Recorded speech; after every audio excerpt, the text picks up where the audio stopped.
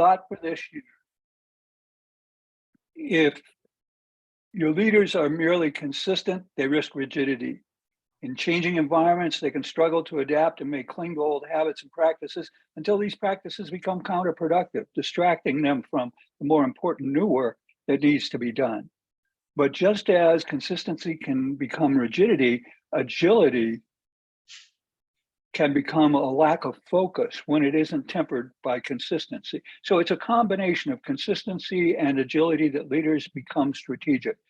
That's where we're headed. That's where we all need to move, is into that strategic realm. And we do that by being consistent and agile. So going forward from there, we have okay. So where do we start? Talking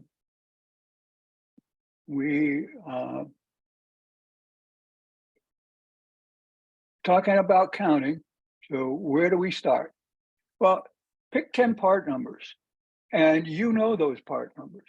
They're the ones that you wake up in the morning and you spit out 10 part numbers. Boom, boom, boom, boom, boom, boom, boom. And why do you know them? Because they're your problem children. They're the ones that you've inherited, you've built yourself. They're the problems. They're the ones you're very familiar with. And so you're used to them.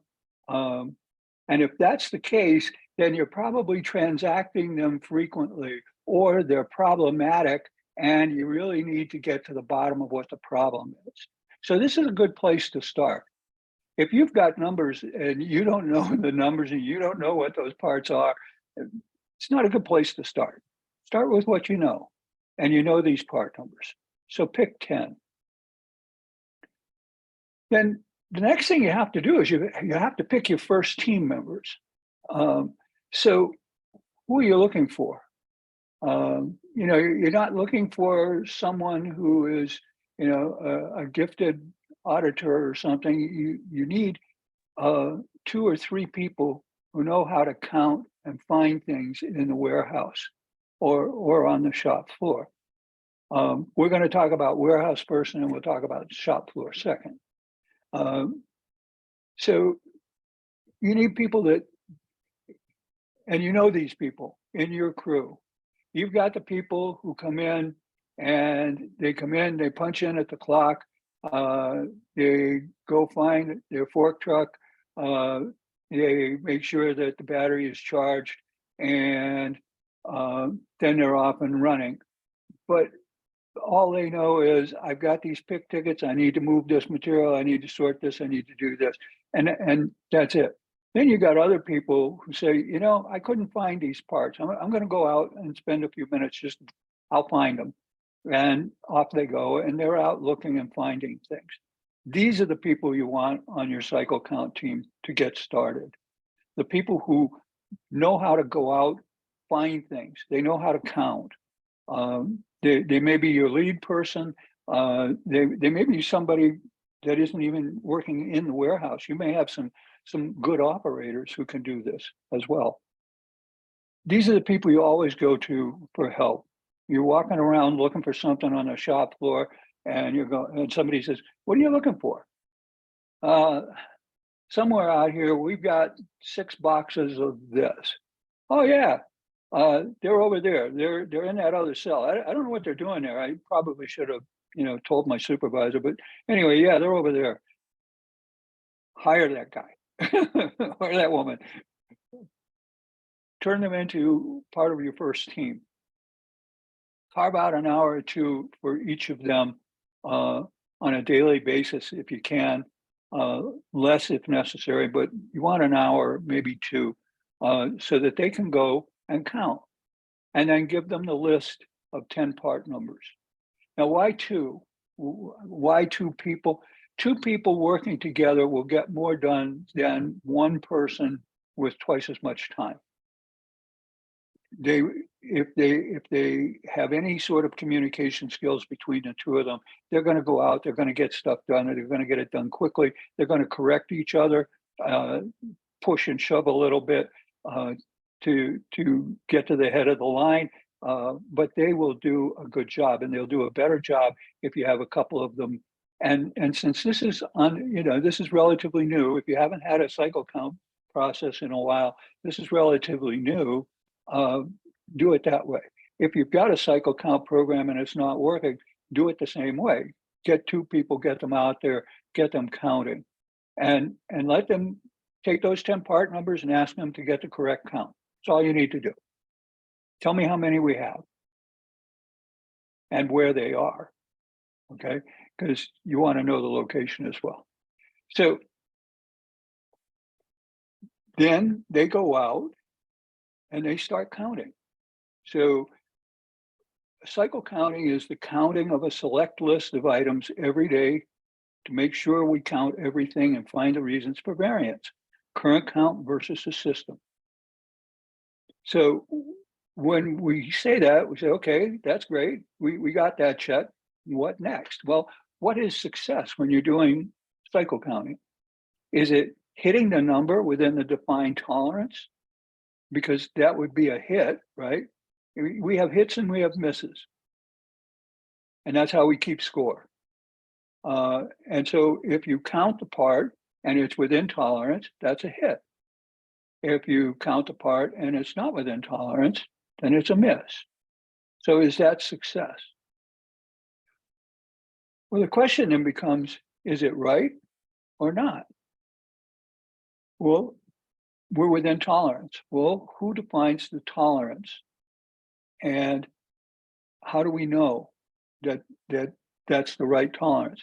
And the answer to that is the tolerance is generally set by the materials manager in coordination with the accounting department. And it's primarily based on what's the value of the part. If you've got little tiny washers and they come in a little tiny package, and there are 10 in the package, and each package costs you 2 cents. If you're missing a couple of packages, it's not a big deal. We're not going to worry about it. So it's got a wider tolerance. But if you've got gold bars and each one of them is worth $500,000, let me know. I'll come visit your warehouse. And I'm sorry to say you may have an imbalance in your inventory when I leave. I'm sorry, I shouldn't have gone there. But if you've got something that's that expensive, your tolerance is probably going to be zero. If it's an A item, probably going to be zero. If it's a C item, it's probably going to have a broader tolerance. So you have to set that up, and that's part of defining your cycle count system. And then how do we know when we do this that our cycle counts are valid, that they're being done correctly? We start by taking those 10 part numbers and those two people, and we say, okay, go count these. And they go out and they come back. And then what? Well, we write it down. We say, okay, today we went out, we counted these 10 part numbers, and we found 8 of them were correct and 2 of them were incorrect. And then we correct the system. So now we've made an adjustment and we've got 10 part numbers, and they now match the count that everyone did today. So is that a valid cycle count? Yes, it's a valid cycle count. Is it sufficient? And the answer to that is no. No. Because all we've done is we've done 10 part numbers, and we're just starting the process. So we start in the warehouse, and we have them find and count the parts. We have them check their own work to ensure that they're correct. We want to make sure that they're correct. And then we do a cycle count transaction in the system to align their count with the system count, so that we adjust the system count to match what was just cycle counted. That's the end of day one. Okay, that's all we ask them to do today. Take these 10 part numbers, go out there, count these parts, bring me back the counts. They bring back the counts, you go online, you check, and it says your on-hand inventory in the warehouse is this, and you counted this, that's a hit. Your inventory that is in the system is here, and you just did a count and it's here, that's a miss. We're going to make an adjustment. We'll adjust it. We'll make sure that there are no pending transactions before we do the adjustment, but we'll make an adjustment to bring them in balance. And we say, okay, great. That's our start. End of day one. We have started officially. So day two, the team comes to you and you give them the same list, same 10 parts, and you say, go count them again. So they go out, they count the parts, and same counts, or did they find that there were variances? They counted the same ones, they checked them against the system. Are they the same? They were the same when we went home yesterday. Are they the same today? If we find variances, we make an adjustment. End of day two. And day three, we have them count the same parts again. Is this getting boring? It gets worse. Not really. And did they get the same quantities, or were there variances? And if there were variances, we've done this. This is the third time we've done this now, and we've made adjustments. We want to know the transactions for the last 24 hours to find out where there are errors. Because sometime between when we counted the second time and when we count the third time, something happened that created an error or a variance. So what were the transactions that were done? And if we counted today and it's less than it was yesterday, and the transactions say that the system is right based on the transactions, then somebody borrowed some material out of the warehouse and they didn't post the transaction. Okay, so we can sort of make that logical leap and say somebody moved product and didn't do a transaction. Now, it's been in the last 24 hours. How difficult is it to find out who moved that product and why, and where did they put it? So that we can go find the product. If they issued it to the floor, where's the issue? If they moved it and put it in another location because they needed to get something else and they just moved it and they forgot to put it back, okay, it's in the wrong location. Or they grabbed it thinking it was something else, they got the wrong part number. Whatever that error is, I'm not interested in the person that did it particularly, but I want to know what the error is. And then we find the errors and we record them and the root cause for the error. Why did that happen? Why did you move product that wasn't on a pick ticket? Well, I had to move it to get clearance so I could take this other pallet out. Okay, and I just forgot to put it back. Okay, so how do we then work to help your memory and keep it? And I'm not being facetious. This happens. This is a common error in warehouses. They have to move a pallet to get another pallet, and then they don't put the first pallet back where it was, so it's not in the right location. And if you're not experienced at dealing with this, then it's lost. And that's why you have these two people who are good at finding things, who can then look around and say, oh yeah, I see it. Okay, he put it across the aisle. There must have been an open space there because it's in the wrong location. So then you can change the location, or you can move the product to the appropriate location. All right. And so that's the work on day three. We're starting to build up our database. We're tracking. We've now made 30 counts, and we've adjusted this many so we can know roughly what our percentage of errors are. And remember, the errors we find on day three were after we corrected the system twice. So we're there. Now we're finding errors that we need to record, and we need to start looking at root causes of those errors.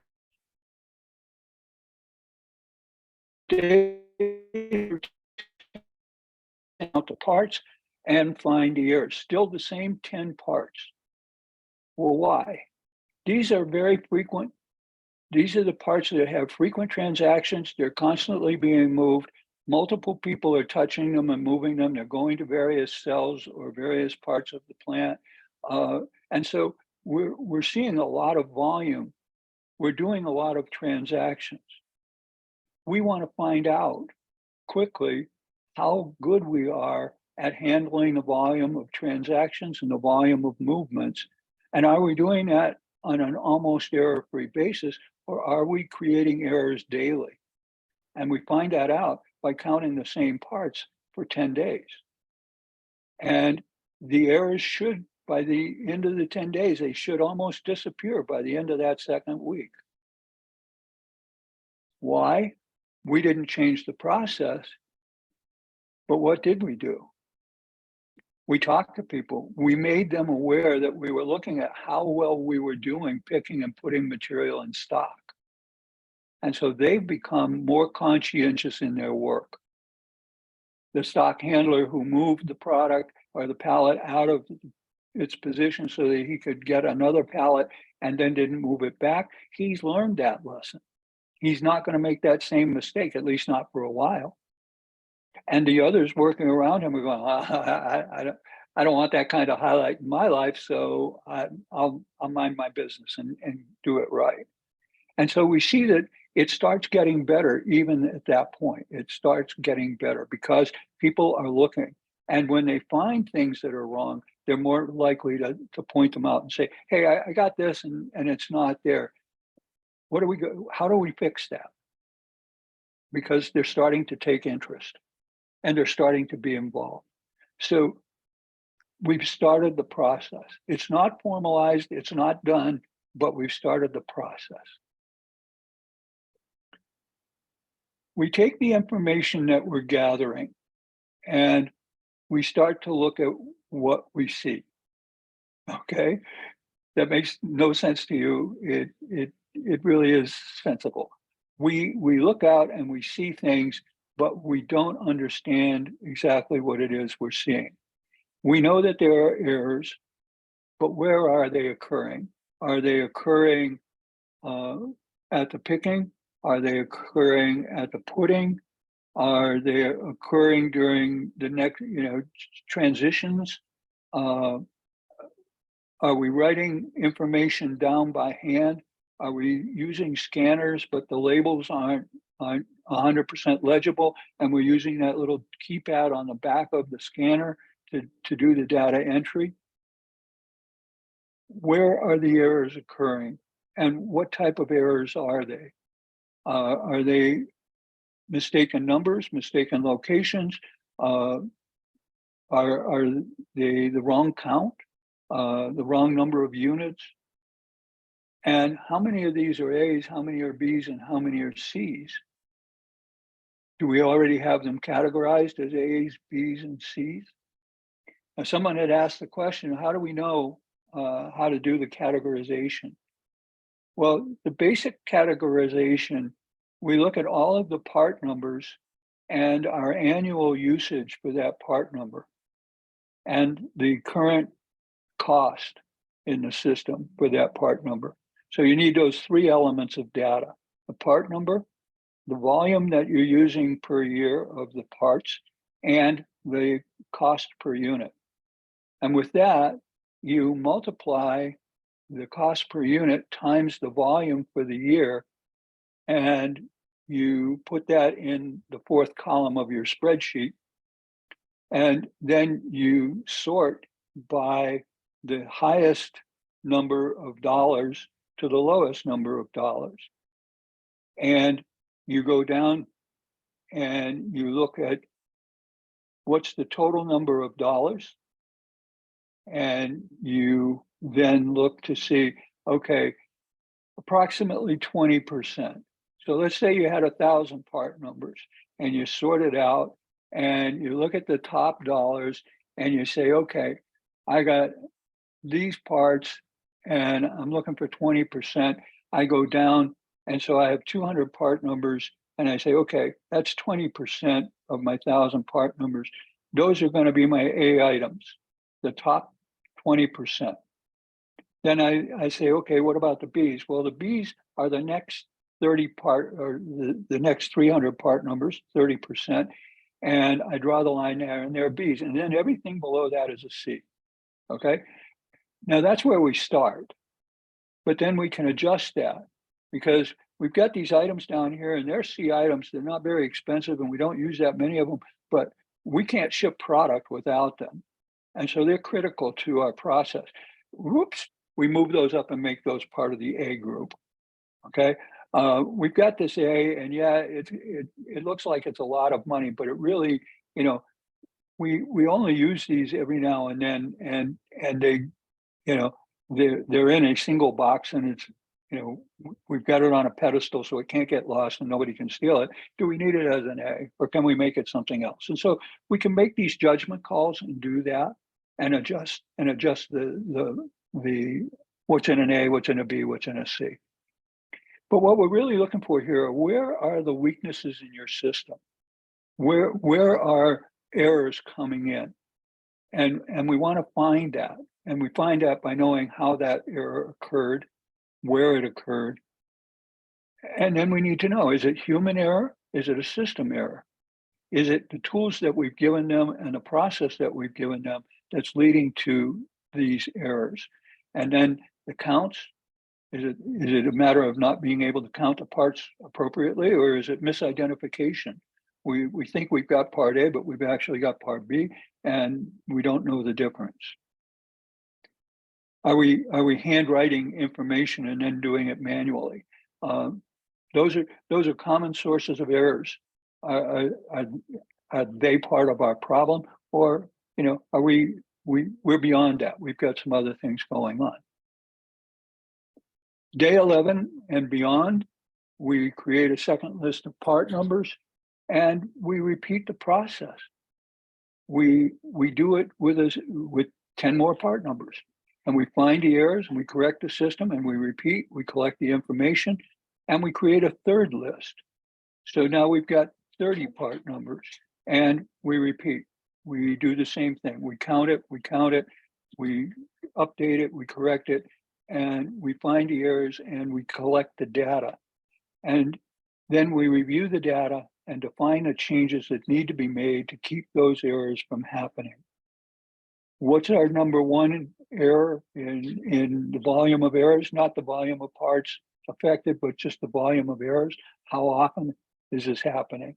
We take the big one and we go for that, and then we go from there on.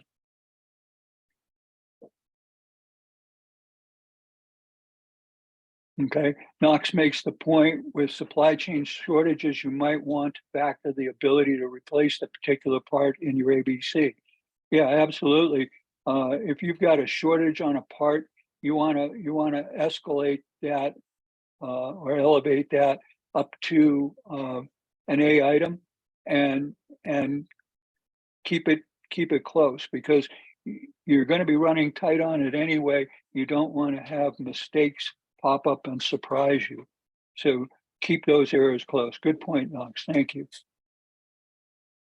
So then once you use your first list of numbers and count, once you've finished 30 part numbers in the warehouse and gotten that together, then move it out. Use your first list of numbers, the first 10 that we talked about, and go out and count those parts in the work in process. And correct your records, and then count it again and repeat, and follow through and get a feel for the errors that you find on the floor. Plan the changes that you'll need to improve your inventory accuracy in production. Are they going to be the same errors? Probably not. There may be some that will be the same, but there'll be some new ones. Why? Because people are using the parts, they pull a part out, it's somewhat deformed. They're supposed to write a scrap ticket, but are they going to write a scrap ticket for that thing? Or are they just going to chuck it in a barrel? I was an operator. You chuck it in a barrel. I started out in the industry as a rubber molder in a rubber molding plant. I know about chucking stuff in a barrel. So yeah, you're not going to write scrap tickets on it. They're not. They should, and they should be encouraged to do that. But the actual fact is, if we don't give them a place to put the scrap parts, they're going to throw them in the barrel. in one plant that I visited, the workers thought that if they're created scrap in the process, they would get fired. And so if they made something wrong or it didn't look quite right, they would take it with them to the bathroom and they would put it in the waste paper baskets in the bathroom so that they wouldn't be associated with it and they wouldn't get fired. But it caused a lot of inventory inaccuracies. So we had to change the whole perspective. So plan your changes. What's going to have to be done in order to make your inventory accurate? We need to document everything. We document the errors and the changes and the results of the changes, and we dedicate 1 or 2 people to counting every day. We document the improvements in the data and the work that they're doing, and we create a schedule for counting all of the parts, some each day, and we integrate the warehouse counting into the tasks of the warehouse personnel. Well, is that viable? Is that a good option? I've been challenged on that before, and I have found over the years that if I have warehouse personnel doing the counting and doing the checking, they do a pretty good job. They may, if they find something that they did wrong, they may not confess to that, but it gets fixed one way or another. So, the inventory gets better. But most of them care a lot about what's going on. And then one of the other things that I did that worked pretty well was I printed schedules for cycle counts, and then I put those schedules in the warehouse area, and I offered to anyone in the plant, they could come and take a cycle count sheet, get an almacenista to go with them, and they could go and do a cycle count in the inventory and prove to me that my inventory wasn't as good as I thought it was.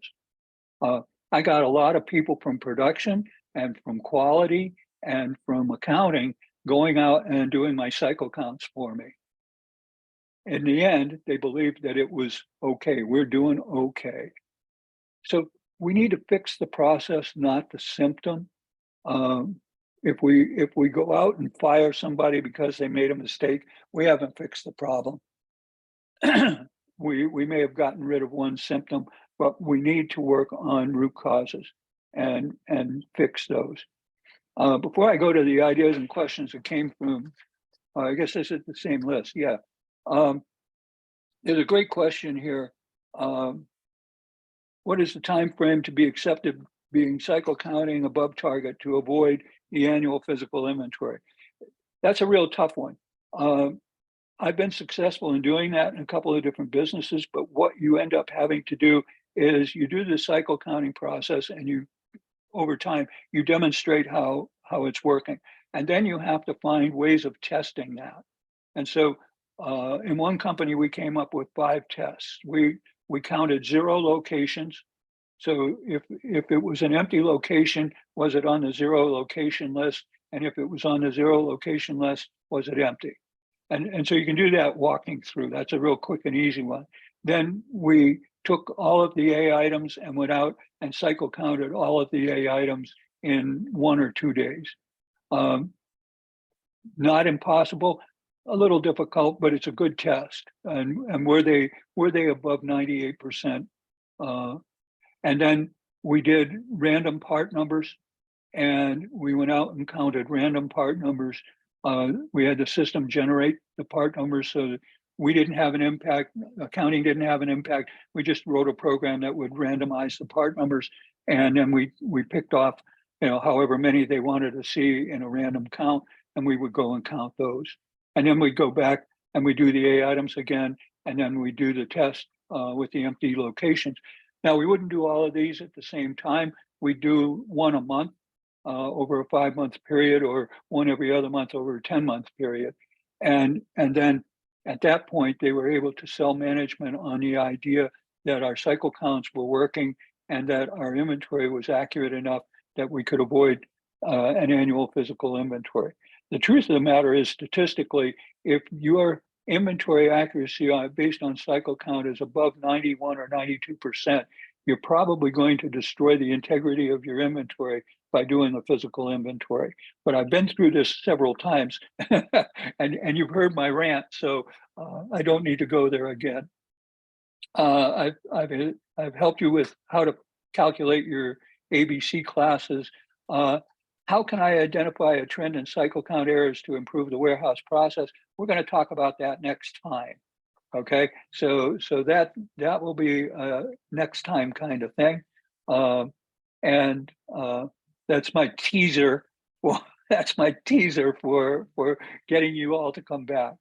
There is just one or two more things. If you want more information around this, there is a self-directed course that you can get from ASCM, the mothership for APICS.